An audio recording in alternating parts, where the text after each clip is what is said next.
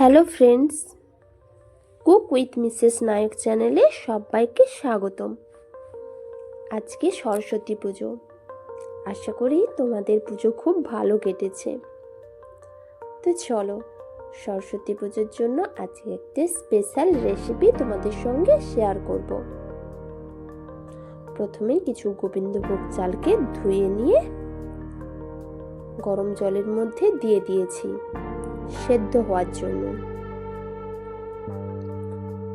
আর অপর একটা পাত্রে উষ্ণ গরম জল করে নিয়েছি এবং তাতে অনেকটা পরিমাণ গুঁড়ো দুধ দিয়ে ভালো করে মিশিয়ে নিচ্ছি, যাতে গুঁড়ো দুধের ডালা না থাকে তাই জন্য ভালো করে ফেটিয়ে নিচ্ছি।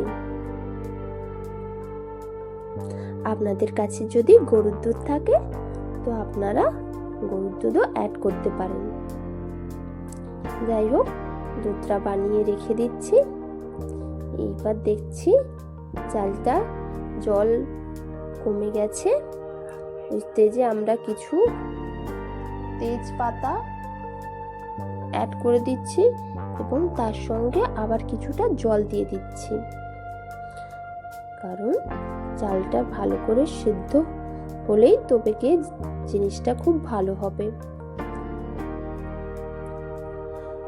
ফুটেই উঠেছে, তো দেখে নিচ্ছি যে চালটা খুব ভালো সেদ্ধ হয়ে গেছে।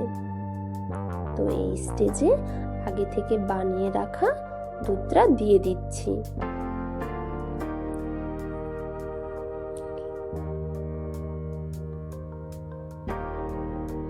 দুধটা দিয়ে কিন্তু কন্টিনিউ নাড়তেই থাকবো, না হয় নিচে লেগে যাবে।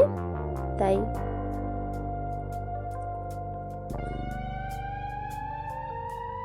নাড়তেই থাকবো হাতার সাহায্যে।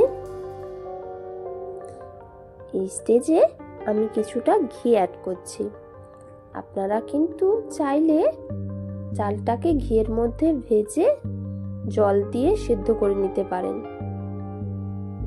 বাট আমার ভাজা হয়নি, তাই জন্য আমি এই স্টেজে একটু ঘি দিয়ে আবার নাড়াচাড়া করে নিচ্ছি।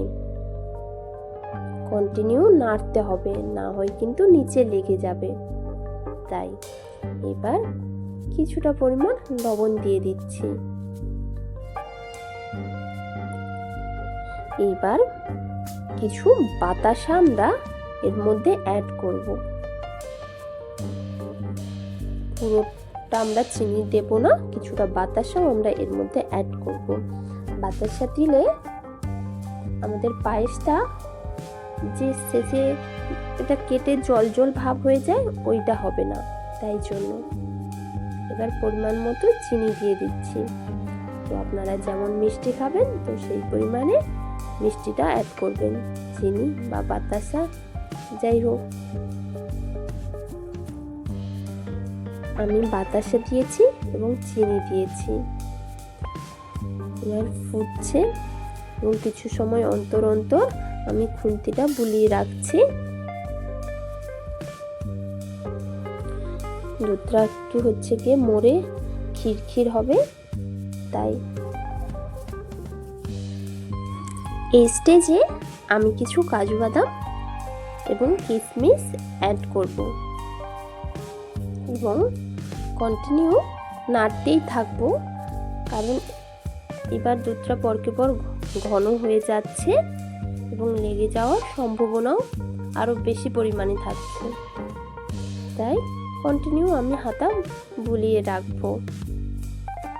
দেখুন বন্ধুরা, কতটা ঘন হয়ে গেছে।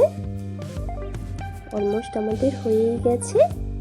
এবার আমরা গ্যাসটা অফ করে দিচ্ছি। রেডি চালের পায়েস, অপূর্ব টেস্ট। একবার আপনারা বাড়িতে এইভাবে বানিয়ে দেখবেন। তো যদি আপনাদের ভিডিওটা ভালো লাগে তো অবশ্যই লাইক, শেয়ার এবং সাবস্ক্রাইব করতে ভুলো না যেন। Thank you. আপনাদের পুজো খুব ভালো কাটুক।